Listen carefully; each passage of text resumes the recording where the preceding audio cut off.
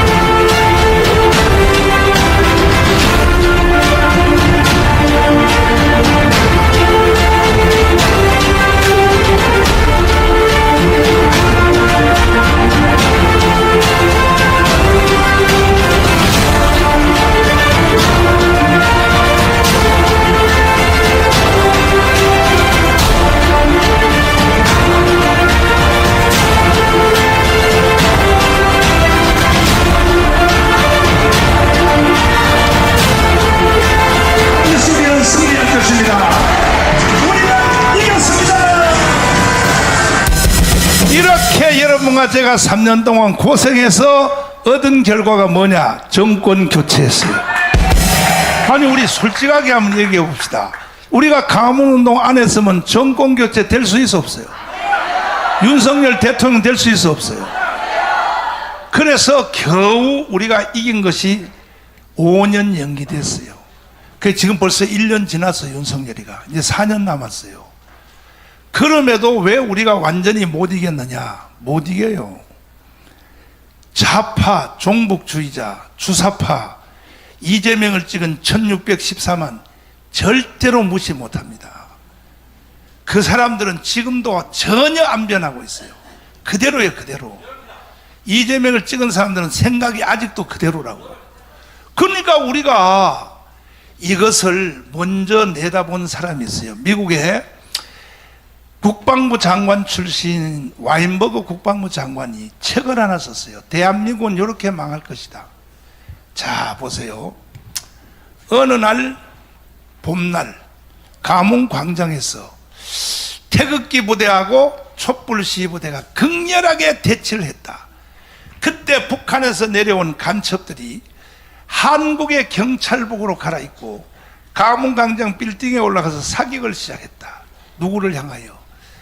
태극기 부대인 여러분을 쏘는 게 아니고 촛불 시위, 자기 편을 사격을 해서 20-30명이 죽어버리면 그때 폭동이 일어나서 경찰서를 습격하고 밧줄소를 털고 경찰들의 총을 뺏고 해서 내란 상태로 들어갈 것이다.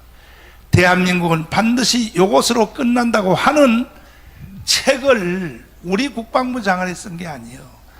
와인버그 국방부 장관, 미국 국방부 장관이 대한민국의 미래는 이것으로 끝난다고 하는 500페이지 되는 책을 썼어요. 이 책의 내용을 여러분들이 내가 돈이 많으면 5,300만 권을 사서 다 하나씩 주고 싶지만 내가 돈이 없어가지고 이것을 책 읽는 것보다가 더 잘 알 수 있도록 영상으로 만들었어요. 영상으로. 이 와인버그 장관이 뭐라고 말하는지 이 영상을 한번 여러분이 들어보시고, 자, 한번 들어보시겠습니다. 뭐라고 경고하는가? 대한민국 여러분들은 대한민국이 멸망한다면 어떤 이유에서일 것 같습니까? 전쟁, 자연재해, 국가부도, 전염병. 전직 미 국방부 장관 캐스퍼 와인버거는 그의 저서 더 넥스트 워를 통해 이렇게 예측했습니다. 내전. 만약 대한민국이 멸망한다면 간첩과 주사파의 공작에 의한 내전에 의해서일 것이다. 저도 이 역사적 사실에 기반해 가상으로 한반도의 마지막 시나리오를 예고해 보겠습니다. 광화문 광장에서 촛불 시위와 태극기 세력이 극렬하게 충돌을 일으키고 있다. 촛불 시위의 외침은 이와 같다. 윤석열 탄핵, 주한미군 철수, 평화협정, 종전협정, 연방제 통일, 태극기 세력의 외침은 이와 같다. 문재인, 이재명 구속, 한미동맹 강화, 주사파 척결, 자유통일. 고도로 훈련된 북한의 간첩들이 매년 북한으로 들어가고 있는 경찰복과 군복으로 위장하여 빌딩에 올라간다. 그리고 이들은 태극기 세력이 아닌 반대편의 촛불 시위 쪽을 향하여 사격을 실시한다. 촛불 시위에 앞장섰던 많은 사람들이 위장 간첩이 쏜 총알에 의하여 쓰러져 간다. 이성을 잃은 촛불 시위대는 경찰을 향해 달려들어 총을 빼앗고 경찰을 향해 난사하기 시작한다. 전국에 퍼져 있는 북한의 지하 조직은 좌경화된 국민들을 선동하여 전국에서 동시에 민중봉기를 일으킨다. 여기에 국내에 있는 중국인, 조선 쪽 100만 명이 가세한다. 5.18 때와 마찬가지로 일제히 파출소와 무기고를 습격해 무기를 탈취하고 난동을 일으킨다. 모든 관공서가 점령당하고 이렇게 대한민국은 손쓸 틈 없이 내란 상태로 돌입하게 된다. 경찰도, 군인도, 미군도 그 누구도 막을 수 없을 만큼 사태는 걷잡을 수 없이 커져만 간다. 이렇게 한국의 내전 상태가 확대된 바로 이때 북한의 특수부대 군인들이 대한민국을 접수하러 기습 남침을 한다. 이미 절반이 넘게 좌경화된 국민들은 김정은 만세를 외치며 인민군과 김정은에 대하여 환영 행사를 진행한다. 이렇게 대한민국은 돌이킬 수 없는 연방제 통일로 가게 된다. 이 상황은 대구 10월 폭동으로부터 시작하여 제주도 4.3 사건, 여순 반란 사건, 5.18 광주 사태에 이은 북한 공작의 완성이었다. 내부 반발을 억누르기 위해 모든 언론을 통해 성명서가 나온다. 모든 공무원은 그대로 유지되며 현재 치안 질서도 그대로 유지될 것입니다. 이렇게 모든 국가 권력을 완벽히 장악한 후 그들은 본색을 내보인다. 본보기로 김정은과 노동당에 호의적이지 않은 시민 1,000만 명을 학살한다. 공산주의의 실체를 알게 된 국민들은 살기 위해 배를 타고 가장 가까운 일본으로 탈출을 감행한다. 그 숫자는 1,000만 명에 달한다. 이렇게 1,000만 명이 보트 피플이 되어 망망대해를 떠다니게 된다. 이것은 소설 속의 얘기가 아닙니다. 이번에 정권 교체가 이루어지지 않았다면 벌써 일어났을 일들입니다. 이미 일본 국회에서는 이것을 예상하고 일본으로 건너온 한국 난민을 어떻게 수용, 처리할 것인지 대비책을 논한 바 있습니다. 하지만 이와 같은 상황을 대한민국 국민만 모르고 있습니다. 제가 존경하는 한국의 사상가 신영복 선생은 지난날 제주가 꾸었던 꿈이 지금 우리의 꿈입니다. 이제 이 미점령군하고 미중 철수의 갈등이 제가 그래서 야 다행이다. 여기 찬스다. 미군 철수가 신념인 이재명을 지지하는 국민의 숫자가 무려 1,614만 명에 달합니다. 미 국무부 장관과 CIA 국장을 지낸 마이크 폼페이오는 한국 언론과의 인터뷰에서 충격적인 발언을 했습니다. Because tomorrow it will be you. 지금 이 상태로 간다면 다음 전쟁은 대한민국입니다.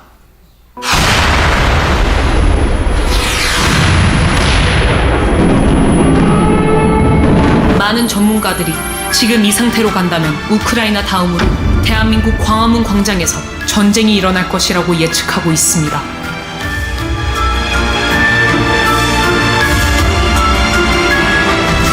다음 전쟁은 대한민국입니다.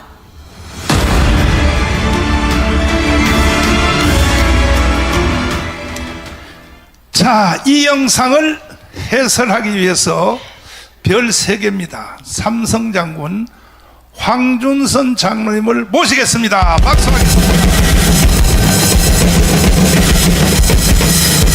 자, 여기 또 진주는 처음 왔으니까, 처음 오신 분들이 많으니까 또 똑같은 질문을 해봐야 돼요. 육군사관학교 나오셨죠? 네. 1사단장 하셨죠? 예. 더 크게 해달래. 1군단장 하셨죠. 네. 자유툰 부대 사단장 하셨죠. 네. 지금 한미연합사에 근무하셨죠. 네. 그 군대 작전통의 제1호라고 하는데, 자, 이 와인버거 국방부 장관이 어떤 사람입니까? 해설 좀 한번 해주세요. 반갑습니다. 네. 사랑하고 존경합니다. 이 캐스퍼 와인버거 장관은 여러분들이 잘 아시는 목사님 설명하신 레이건 대통령이 1981년부터 연임을 했기 때문에 89년까지 미국의 40대 대통령을 지냈습니다. 그때 7년간을 미국의 국방장관을 한 분입니다. 그리고 이 책은 뭐 목사님 돈이 있어서 사더라도 여러분 뭐 받아도 잘 안 읽으시니까 잘 만들어 주셨는데, 이것은 소설이 아닙니다. 와인버거 장관이 국방장관을 하면서 경험하고 체득한 지식을 가지고 미 국방부에 있는 여러 가지 관련 데이터를 사용해서 실질적으로 다음에 전쟁이 일어나면은 어떻게 할까? 한 7지역을 전쟁의 가능성, 진행 절차, 이유 이런 것을 분석한 책입니다. 여러분 잘 아시다시피 1980년에 5.18이 있었기 때문에 그 다음에 미 국방장관에 취임했기 때문에 거기에 대한 상당한 자료도 있을 거로 저는 기억을 합니다.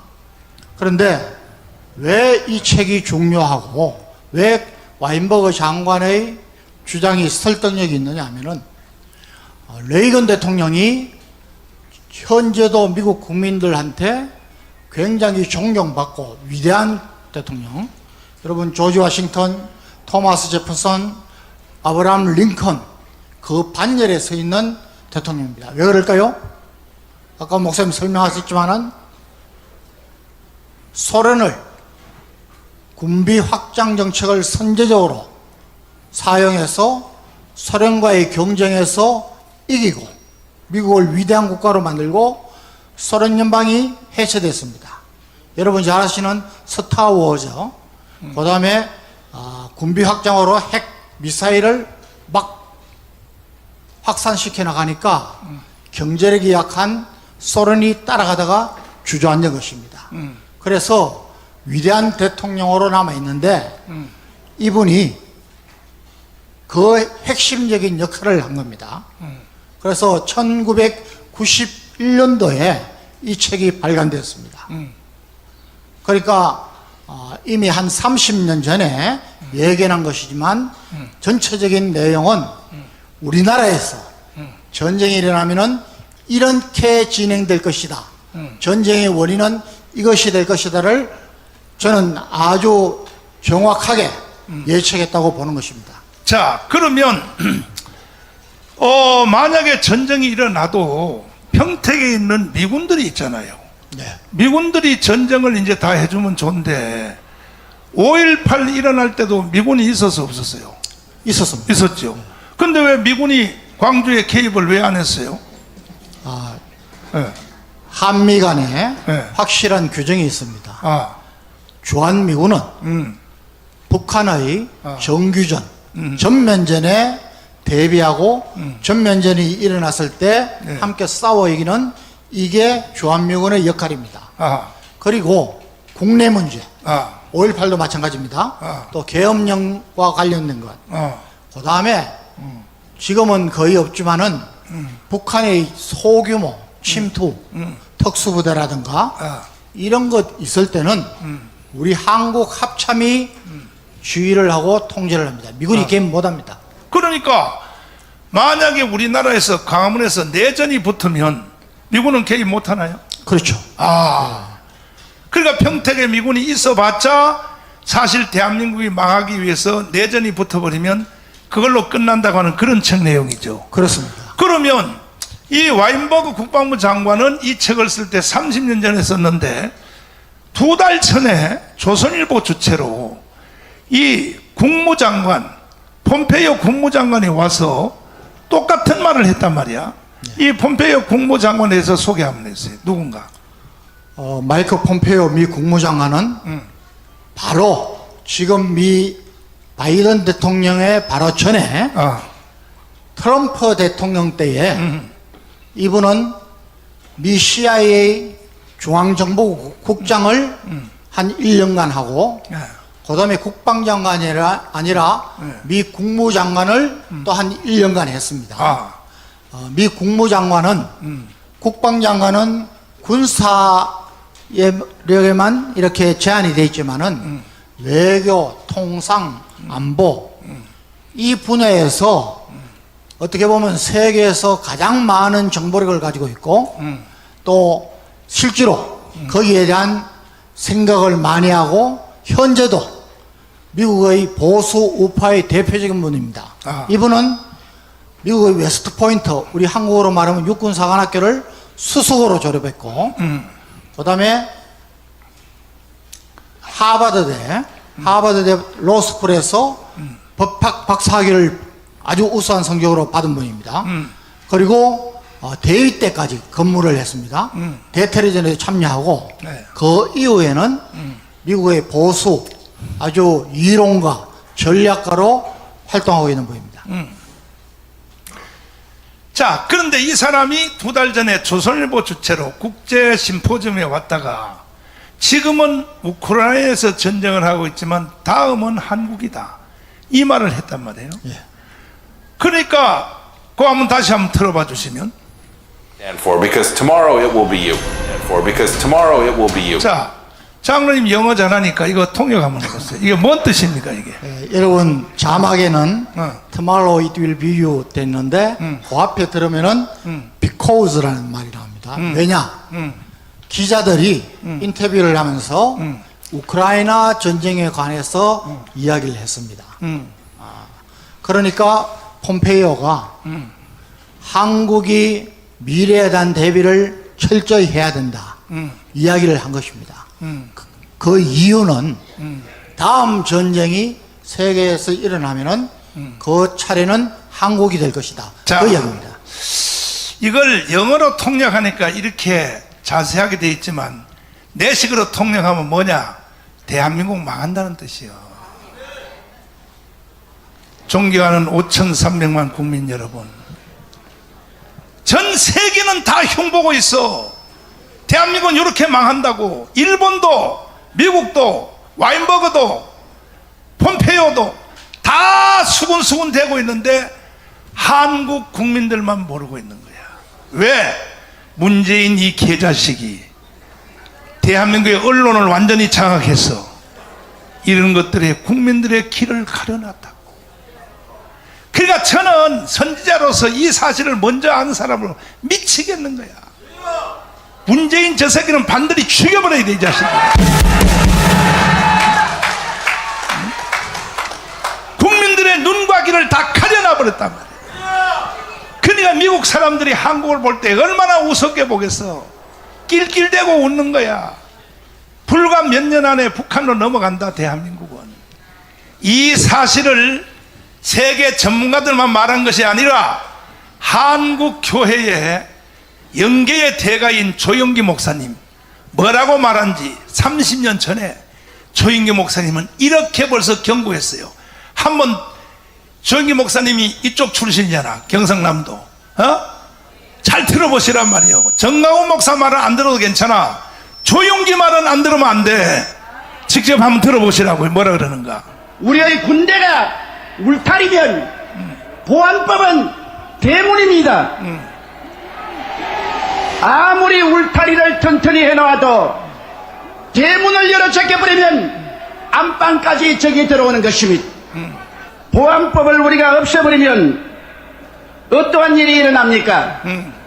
첫째로 북한 노동당에 가입하는 것을 막을 수가 없습니다.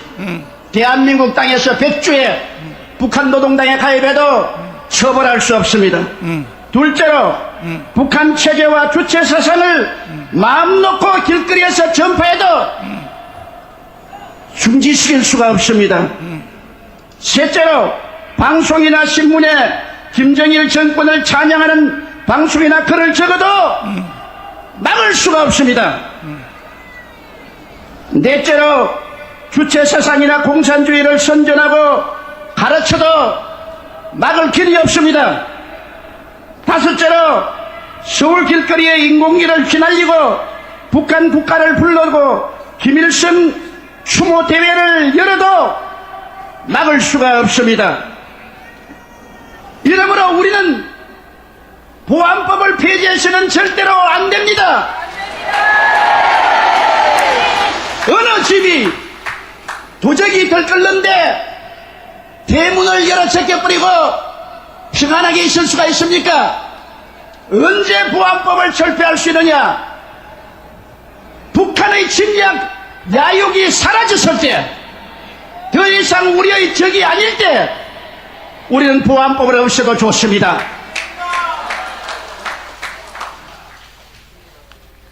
자, 영계의 태가들은 뭐라고 말하는가? 또 전라도의 절대적인 지도자 김중곤 목사님 말씀 한번 들어보겠습니다. 자, 한번 들어보세요. 뭐라 그래요? 6.25 때 가족이 죽었습니다. 내 눈앞에서 아버지도 죽고 공산당이 우리 집 모습 살던 사람의 아들이 위증을 해가지고 임의재판을 해서 밤에 끌고 가서 내 아내도 죽이고 그 아버지도 죽이고 진짜 막 그냥 찔러서 죽이고 때려서 죽였어. 나도 죽었다가 살아났는데 이 사람들이 끌고 다니다가 못 죽여요. 그건 정말 하나님이 개입 안 하면 있을 수 없는 얘기예요. 다 10사람이 공동 운명체가 되기 위해서 10사람이 하나씩 때려서 죽여야 돼요. 돌로라도. 참여 안 하면 그 사람이 죽어요. 그러니까 아비 교환이고 지옥이었어요. 마을 공산당들이 시켜서 강요해서. 지금 만일에 국보법을 없애버리면 저 이순신 장군 동상 거기 김일성 동상을 세울 겁니다. 그리고 애국가 대신에 김일성 창가를 부를 것입니다. 세상이 이렇게 변해가고 있으면 그때가 되면은 기독교가 있느냐? 아, 중국도 있는데 왜 없어? 아닙니다. 이것은 영의 싸움입니다. 북한 자체의 정권은 식물 정권이지만 남한의 좌익이 몽땅 뭉쳐가지고 저 서울시청 앞에서처럼 그 좌익이 다 뭉쳐가지고 이 정권을 없애버리고 다시 좌익 정권이 서게 되면 그 다음에 북한하고 합작해서 남북 국회의원들이 모여서 이제 연방정부를 세웠다 해버리면 끝입니다. 그러면 교회는 내 생각에 없습니다. 한국은 세계에서 유일의 나라예요. 특별히 다른 나라는 공산당이 있어도 상관없어요. 그러나 우리나라는 있으면 안 돼요. 그것이 마지막이에요. 무서운 영의 전쟁이에요. 최후의 전쟁이에요. 기독교에 대한 심판이에요. 기독교의 생사가 여기에 달려 있어요. 자, 그런가 하면 한경직 목사님의 영락교회 당회장 한경직 목사님 말씀을 한번 들어보세요. 사도 바울은 자기 민족을 사랑한 분입니다. 누구보다도 참 애국, 애족의 정신이 강한 분입니다. 이와 같은 애족, 애국의 정신은 무엇으로 나타났습니까? 자, 그만. 시간 관계상 그만인데 같은 내용입니다. 한경직, 조영기, 김중곤은 이미 아는 거야. 대한민국이 망할 줄 아는 거예요. 그래서 장경동 목사하고 저를 불러서 이렇게 말을 했어요. 대한민국 망한다는 거야. 한국 교회도 없어진다는 거야.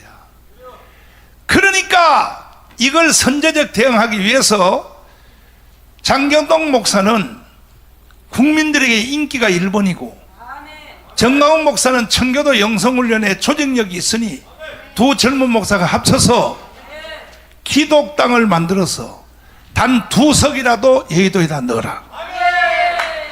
그때에 제가 이렇게 질문을 했어요. 어르신, 아니 지금 민주당하고 그리고 한나라당 양쪽에 목사 장로들이 쎄 빌었는데 양쪽에 다 합치면 50%는 기독교인인데 그 사람들 통하여 하면 되죠. 그랬더니 김영건 목사님이 안 돼 그래요.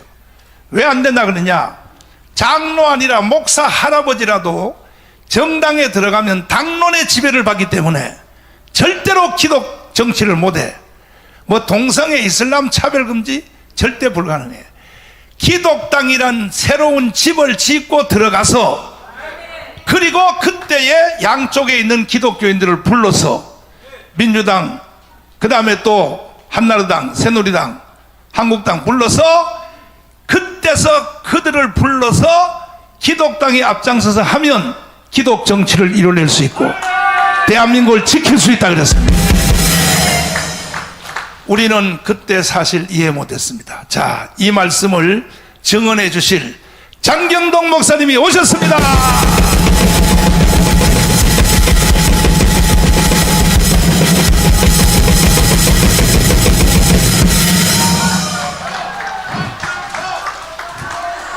자, 대통령 선거운동하는 것 같아. 장 목사님. 네. 그때 김정건 조영기 목사님한테 우리가 불려간 거 맞잖아요. 맞아요. 근데 한국에 있는 30만 목사님들이 자꾸 날 보고 뻥친다 그래. 그런 일이 없었는데 자꾸 그랬다고 날 보고 자꾸 뻥친다 그러는데 조심스러운 게 자기식으로 우리를 생각하는 건 아닌가 돌아봐야 돼요. 예, 진실한 사람은요 거짓말해도 진실로 듣고요, 거짓말하는 사람은요 진실을 말해도 거짓말로 들을 꼭 맞는 말은 아니지만 그거 왜 사실을 자꾸 아닌 걸로 그렇게 들으시면 그건 우리 문제가 아니잖아요. 그러니까 한번 돌아다 보셔야 돼요. 예. 그때에 김종원 목사님, 조영기 목사님이 우리한테 지시할 때 사실 우리가 그때 이해가 안 돼요. 이해가 안 됐죠. 진짜 말이 안 되는 말씀 같이 들렸어요. 나는 그때 보니까 그 어른들이 이단 같이 보이더라고. 이단은 아니고 좀 이상하게 빌려져. 그래서 장 목사님은 특별히 집이 대전이니까 날 보고 형님은 서우니까 형님 열심히 하고 내 뒤에서 밀어줄 테니까 그랬는데 20년을 지나 보니까 그 어른들이 하는 말이 그대로 맞았어. 그 대한민국 끝나게 생겼어 지금. 그래서 이제 와서 나는요 집이 서울이라서 2년 동안을 불려다녔어요. 장 목사는 대전에 사는 바람에 편했어. 불러가지고 2년 동안 김용원 목사님이 나한테 잔소리하는 거야. 그 내가 하루는 꼭 새벽 기도 할 때 되면 전화가 와요. 일어나셨는가? 이렇게 와요. 일어났습니다. 그것도 또 잠자다가 전화 받는 거 아닌 거 하려고 일부러 전화 벨 소리 울릴 때 막 기침 소리를 세게 하죠. 목소리 준비해가지고 일어났습니다. 그랬더니 잠도 안 주무시는가? 기도해야죠. 기도해야죠. 잠을 잡니까? 오늘 어디 가시는가? 코리안 호텔 갔다 그 다음에 프레센터 갔다 한 바퀴 돌아옵니다. 시간 있을 때 저한테 한번 아주 겸손해요. 저한테 한번 왔다 가실 수 없는가? 가였죠. 그래 갔어. 그걸 내가 2년을 불려다녔어. 일주일에 하루씩을 불려다녔는데 하루는 하도 귀찮아가지고 내가 이렇게 물어봤어. 어르신, 나는요 어르신의 전성기 엑스플로 여의도 집회할 때에 그때 나는 고등학생이었습니다. 고등학교 2학년. 나는 하이CCC. 근데 원래 직계 제자 있잖아요. 온누리교회 하영주, 옥한음, 이동훈. 원래 직계 제자들이 있는데, 그 목사님들이 대형교회 목사님인데 그분들을 시켜 먹지 왜 자꾸 장경동 나한테만 잔소리해요? 그랬더니 하는 말이 그래요. 그들은 못 써! 잘 들어보라고요. 왜요? 그랬더니 이미 그들 속에는 큰 교회를 만들어서 그 위에 올라타는 재미를 느껴 로마의 교황의 영이 들어가 있어. 그래서 그들은 하나님이 쓸 수가 없어. 그래서 내가 물어봤어. 장경동, 정광훈 우리는 왜요? 그랬더니 잘 들어. 한국에 와 있는 복음의 유전자는 30만 목사님들 잘 들으세요. 아무리 바빠도 지금 나하고 톡하는 이 내용을 잘 들으시라. 대한민국 30만 목사님들이요 잘 들으시고 1,700만 세례교인들이요 장 목사하고 나하고 하는 이 톡하는 내용을 꼭 다 들어주시기 바랍니다. 절대 그들은 안 돼. 왜? 이미 로마의 교황이 들어서 교회, 큰 교회 만들어서 재미를 느끼고 있어. 일 못해. 저는요 장경동은요 한국에 와 있는 복음의 유전자는 주기철, 손양원, 길선주, 이성봉, 조영기, 김중곤 이렇게 내려오는 복음의 유전자는 지구촌의 어느 나라보다 특별한 유전자가 있는데 뭐냐? 복음 더하기 복음 플러스 애국운동이 합쳐진 거예요. 그래서 한국 교회만이 6.25 문화권에 와서 중국에 간 선교사도 실패했고 일본에 간 선교사 실패했는데 한국으로 온 이 선교사들이 왜 불교 6.25 문화권에서 기독교 나라를 만들었냐? 애국운동 더하기 복음운동이 합쳐졌기 때문에. 그래서 일을 하라고 하는데 왜 말이 많냐고 딱 잔소리를 하는 거예요. 그래도 이해가 안 되더라고 솔직히. 장 목사님. 네. 한숨 쉬지 말고. 왜 내가 한숨 쉬냐면 네. 하도 네. 이 5,300만 국민들이 못 알아듣고 네.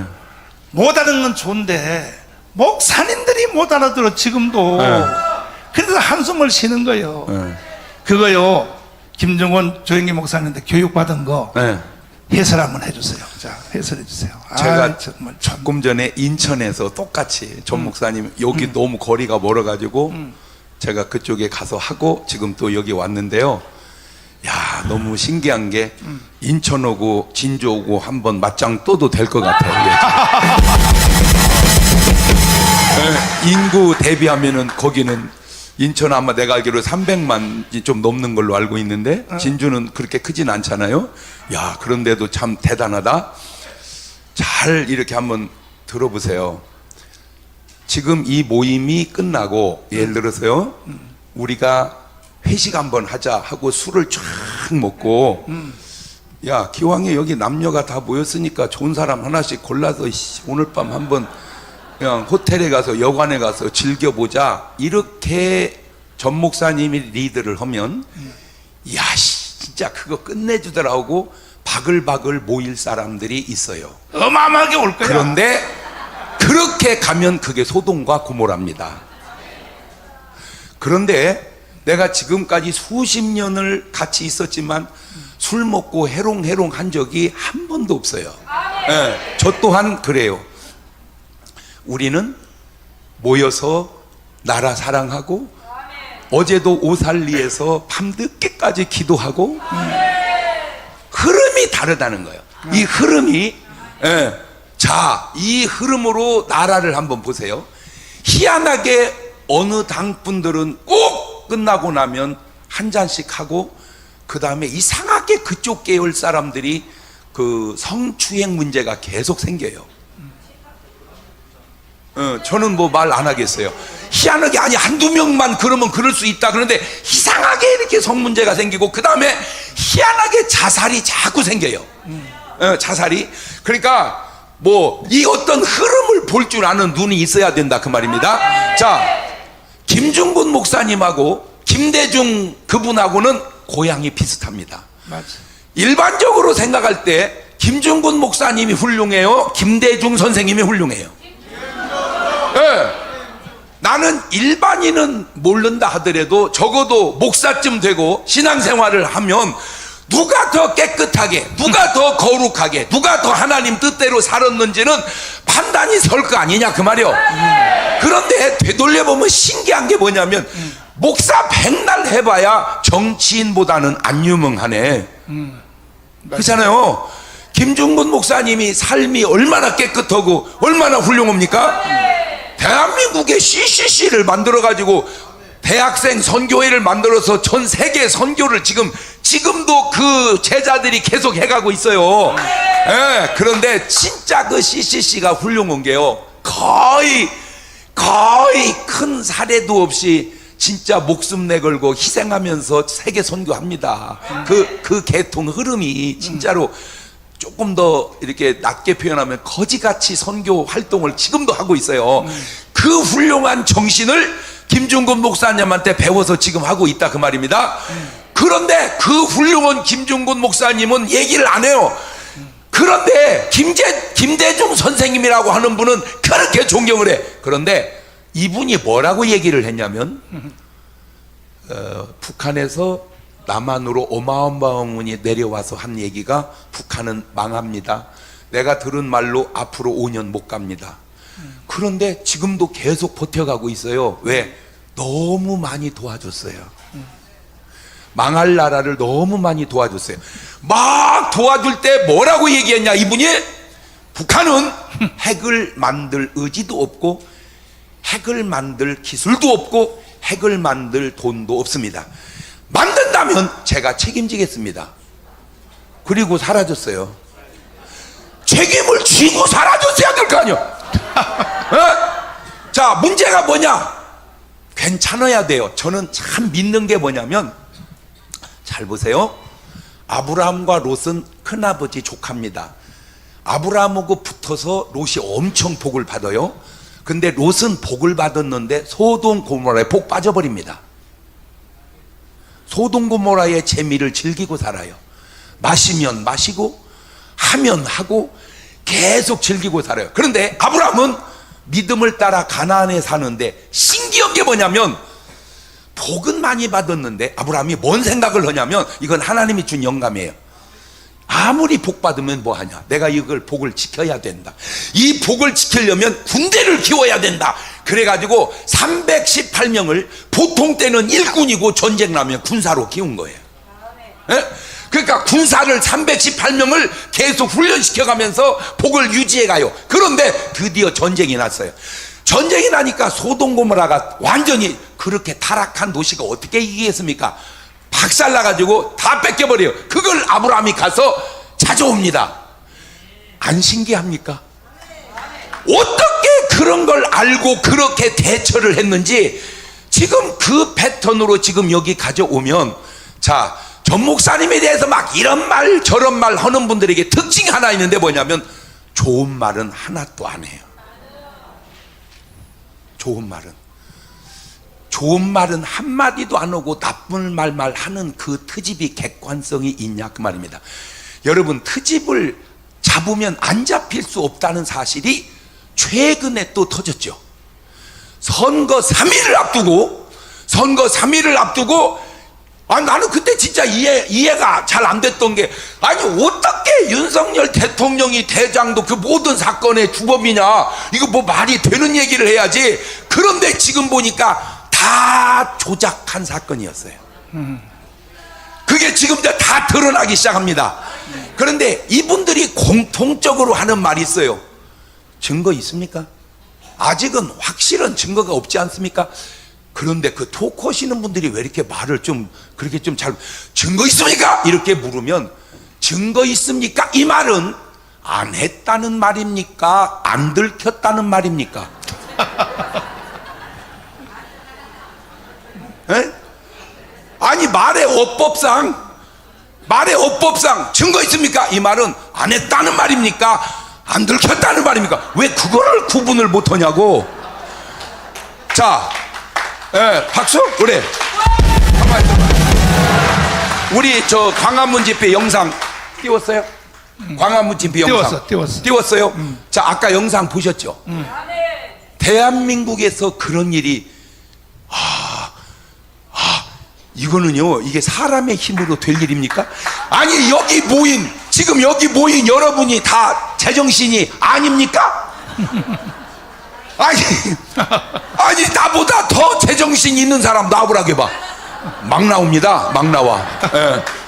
그런데 이렇게 많이 모이고 이렇게 움직이는데 왜 방송에 안 나옵니까?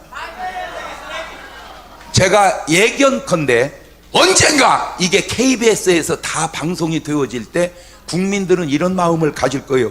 아니 대한민국에 저런 운동이 있어서 나라를 이렇게 지켰는데 왜 저게 방송에 그때는 안 나왔습니까? 요것도 조사해야 될 일 아니냐 그 말이에요.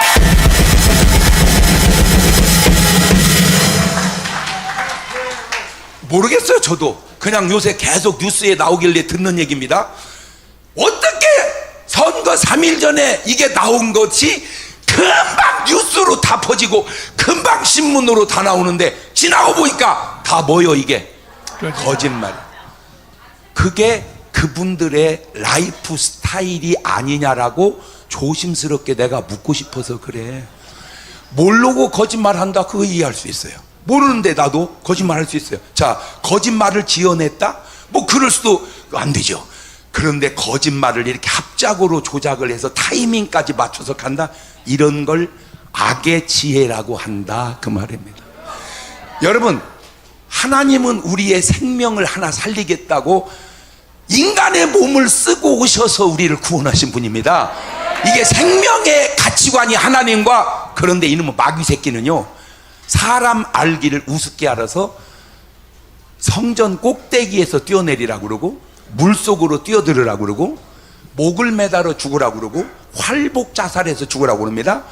활복 자살해서 죽은 게 사울 왕이고, 성전 꼭대기에서 뛰어내려서 죽으라고 한 게 예수님인데 안 뛰었고, 물속에 팡팡 뛰어들으라고 해서 그놈 예수님이 다행히 살렸고, 목 매달아 죽은 게 가룟 유다인데, 이 네 가지 자살 방법이 수천 년이 지난 지금도 너무 비슷해요. 그러니까 마귀는 내가 보니까 미천이 별로 없어. 예. 그런데 어떻게 그걸 그렇게 구분을 못하는가? 자, 근데 이놈이 얼마나 지혜로운가? 그 지혜를 알아낸 나도 얼마나 지혜로운가 들어보세요.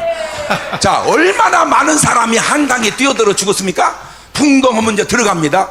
그러면 물이, 사람이 들어가면 뜨거든요. 일단 들어갔다 뜨거든요. 그러면 허부적 거고 나오면 되는, 한강이 생각보다 그렇게 깊지 않습니다. 나오면 되는데 왜 죽을까? 알아냈어요.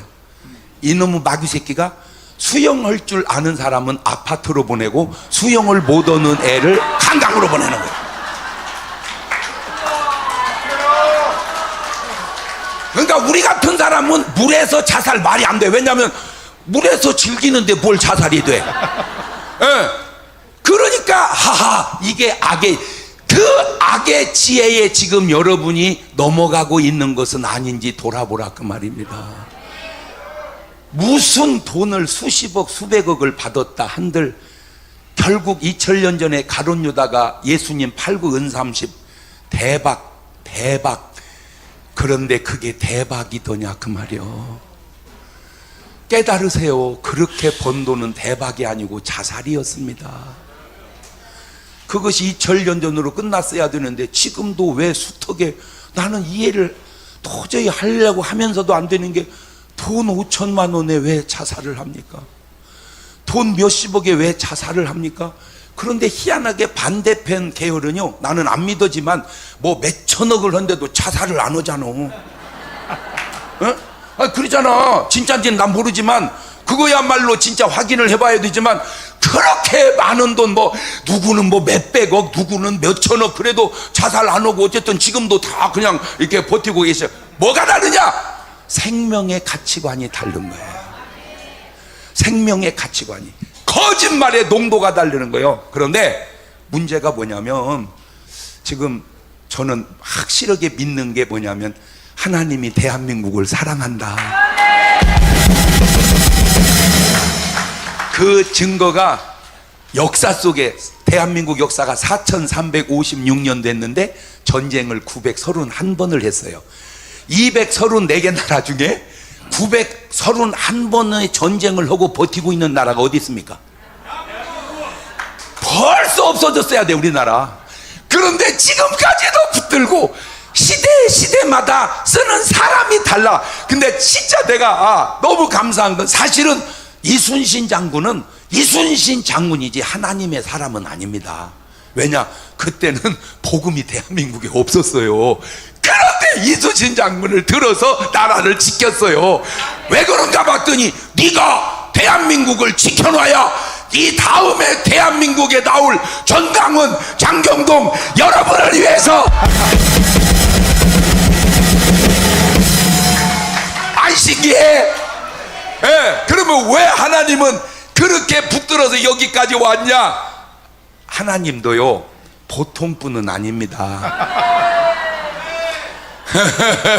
이거는 저하고 하나님하고 둘만의 관계 속에서 있었던 일인데요. 하나님이 보세요. 아브라함아, 나를 따르라. 예수님 보세요. 베드로야, 나를 따르라. 보통 그냥 따르라 이렇게 불러요. 그런데 바울을 부를 때는 차원이 달라요. 바울을 부를 때는 바울아 따르라 이게 아니라 막 강력한 레이저 빛같이 쏘고 쥐듯이니까, 너는 네가 빛바라는 예수라, 너는 나를 따르라. 바울을 부를 때는 차원이 달라. 그래서 제가 깨달은 게, 바울같이 부르면 안 불릴 사람이 없어. 예? 예를 들어서 지금 조계종 총무 원장님이 뭐 하고 계실까? 틀림없이 아마 부처님 앞에서 연불 하고 계시겠죠? 마하반야 바다밀타 심경 이러고 계시겠지? 예. 이러고 있는데 갑자기 하늘에서 빛이 팍 쏘면서 누구실까? 나는 예수다. 우상에서 벗어나 내 종이 되거라. 그러면 이분이 예수 믿을까 안 믿을까? 믿지. 그렇지. 그런데 왜 그렇게 안 하실까? 저는요, 제가 하나님이 내가 하라는 대로 한 번만 하면요, 내일 새벽에 민족복음화 다 이루어져 버립니다. 세계복음화 다 이루어져. 어떻게? 간단합니다. 천사들 쫙 풀어가지고요, 도깨비 방망이 있죠? 그 철퇴 같은 도깨비 방망이를 정말 하나 들고 잠자고 있는 머리맡에 퉁 찢는 거야. 이렇게 퉁 찢는 거야. 누구시가? 눈에서 막 레이저 빛을 또 확 너 새벽 예배 안 나가? 골통 깨버려. 내일 새벽에 80억 인구 다 나옵니다. 근데 왜 하나님은 그렇게 안 하실까? 보니까 하나님 스타일이 아니야. 하나님은 어떻게 하는가 봤더니 잠들어 있는 우리 옆에 와서 새벽 예배 나갈 수 있겠니? 이렇게 새벽 예배 나가! 이렇게 해야 되는데 새벽 예배 나갈 수 있겠니? 그러니까 네 나가겠습니다 하고 순종을 하고 불순종하는 건 우리 몫이에요. 말을 바꾸면 하나님은 저렇게 독재자처럼 우리를 구원하시지 않고 우리 인격과 의사를 존중하시더라 이거요. 그게 하나님 스타일이에요. 그런데 지금 이 시대에 딱 와서 보세요. 많은 분들이 엉터리라 거짓말이라 거짓말 하는데 제가 자주 쓰는 말이 있어요. 다 알고 났을 때 훌륭하면 훌륭한 분이에요. 다 알고 보니 나쁜 놈은 나쁜 놈입니다. 지금 보세요. 다 드러나고 있잖아요. 그래서 제가 여러분에게 해주고 싶은 말이 뭐냐면 숨기고 있는 당신 들으라고 하는 얘기야.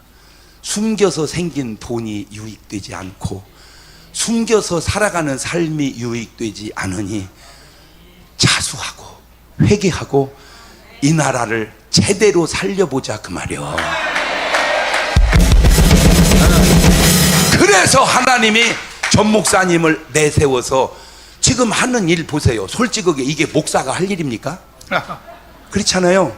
이게 그러면 김중근 목사님 말씀은 목사님이 할 얘기입니까? 조용기 목사님 말씀은 목사님이 할 얘기입니까? 자, 어떤 분들은 왜 목사가 목회나 하지 정치는 해서 정교 분리도 무식하게 모르냐고. 누가 무식한지 네가 한 번 더 알아봐라. 정교 분리는 교회는 정치하면 안 된다 이게 정교 분리가 아니고 정치는 교회에 관여하지 마라 이게 정교 분리요. 지난 코로나 3년 동안에 나는 여기까지는 내가 이해를 하겠어요. 목사님들 방역 철저하게 지켜주세요. 코로나가 번져가지 않도록 부탁드립니다. 얼마나 아름다워요 말이. 알겠습니다. 우리가 철저하게 방역 지켜서 예배 드리겠습니다. 거기까지는 이해가 되는데 예배 드리지 마세요. 이 지구상에 예배 드리지 마세요라고 말할 수 있는 분은 하나님도 말 못합니다. 하나님이 예배 드리라고 해놓고 하나님이 예배 드리지 말라 할 수 없잖아요. 그렇게 말할 수 있는 자체 그건 마귀든지 아니면 무지연 독재자든지 둘 중에 하나입니다. 아니 상식적으로 생각을 해보세요. 북한에 있는 교회가 부흥이 안 돼서 없어졌습니까? 웃기고 있네. 지금 북한에 일단 북한에 있는 우리 성도들을 위해서 박수 한번 쳐드리세요. 여러분 북한에서 이해할 수 없는 설교가 삼박자 오중 축복이래요. 뭐 잘 될 게 없다네. 잘 될 게 없대. 북한에서는 그냥 간당간당 목숨만 유지하는 것 뿐이지. 그런데 크리스찬들이 무슨 기도하는 줄 아세요? 하나님 우리 대한민국을 지켜주세요. 북에서 남한을 위해서 기도한다는 사실을 내가 북에서 넘어온 사람한테 직접 들었어요. 맞지. 그 말은 북에도 뭐가 있다 그 말이요. 크리스찬이 있다 그 말이요. 그러면 교회당이 없어져야 돼 있어야 돼 있어야지. 다 없애버렸잖아. 그게 정교 분리를 몰라서 한 행동입니다. 왜 없어? 북한에 교회 2개 있잖아. 그게 교회냐? 어? 거기 있는 전도사가 뭐라고 그런 줄 아세요? 전능하사 천지를 만드신 하나님 아버지를 내가 믿사오며, 그렇게 사도신경에 나가야 되는데, 전능하사 천지를 지으신 김정은 위원장을 내가 믿사오며, 저 북한 사도신경 한번 자 조금만 읽어볼게요. 전능하사 당과 인민을 영도하시는 김일성 주석을 내가 믿사오며, 그의 외아들 김정일 동지를 내가 믿사오니